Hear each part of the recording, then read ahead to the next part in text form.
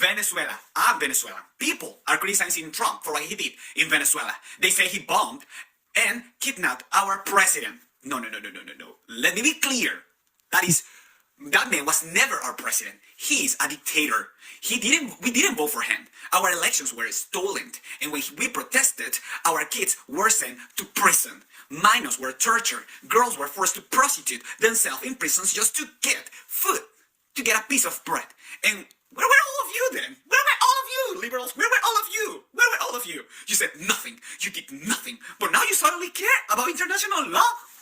I mean, now you all talk about human rights?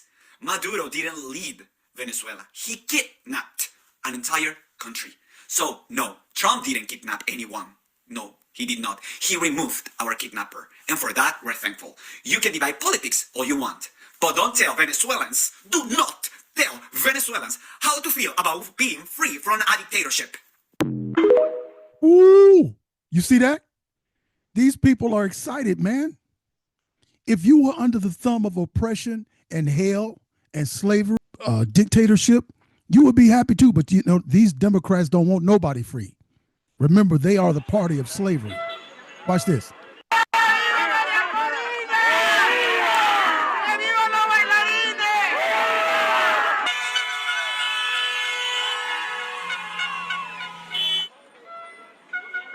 Venezuela. ¿Listo? Venezuela. Al fin, señor, gracias. Gracias, mi Dios.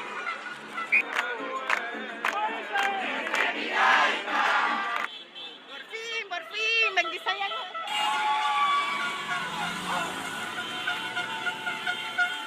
Okay.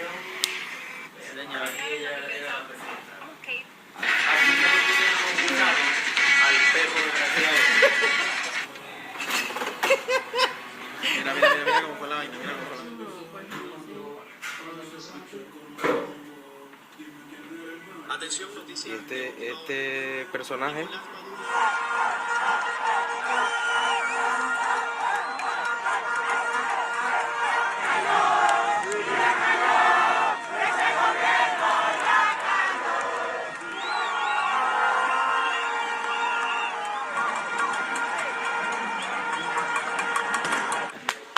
Ay,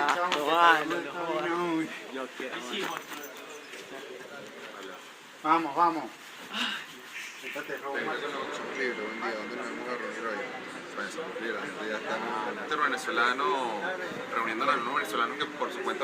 My family, my parents, my sister, my extended family, all lost everything.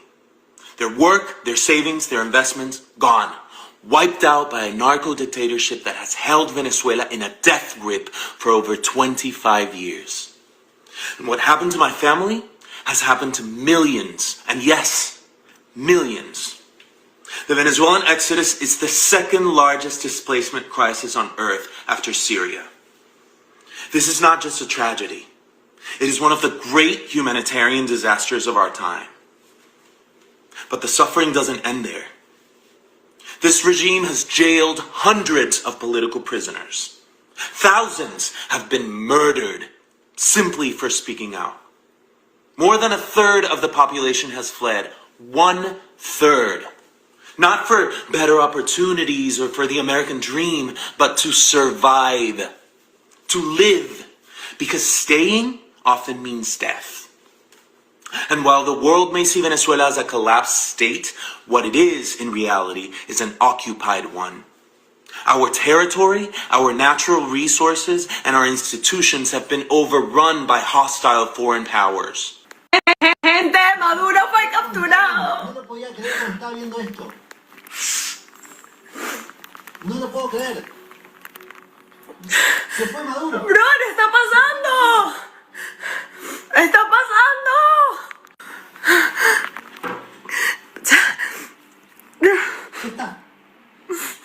Explotó todos los teléfonos. Gente, Maduro. You know what you're going to have after this? Democrats complaining. Democrat politicians and Democrat voters, Democrats, period, complaining about those people being free. But you know what they're not going to complain about? They're not going to complain about the illegals. They're not going to complain about them burning, killing, shooting, chopping, hurting Americans. They're not going to complain about the illegals. They're going to go visit them and make sure that they're free. But as far as this, you see people in other countries. President Donald Trump just bombs there in Nigeria for the Christians to protect them from the Muslims who were murdering them. They're rejoicing. They're excited. President Donald Trump just freed up a nation down in Venezuela, and the people are rejoicing. But will the Democrats get with that and be happy about that? No, they won't, because a Democrat mindset is a dictator, evil, wicked mindset. And I want people to understand that. Notice the difference. The world, when the world and people are rejoicing about freedom and about having their freedom and having their rights, the Democrats complain.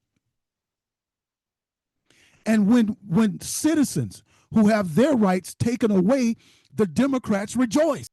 This is a very exciting time for the Western Hemisphere, because you no longer have China bringing drugs in here, killing over 500,000 Americans. No war has ever equaled that. But the Democrats was complaining about the boats getting blown up. They had an open border bringing millions of people in here. They wasn't complaining about that. Wow, everybody. President Donald Trump is an amazing, amazing president.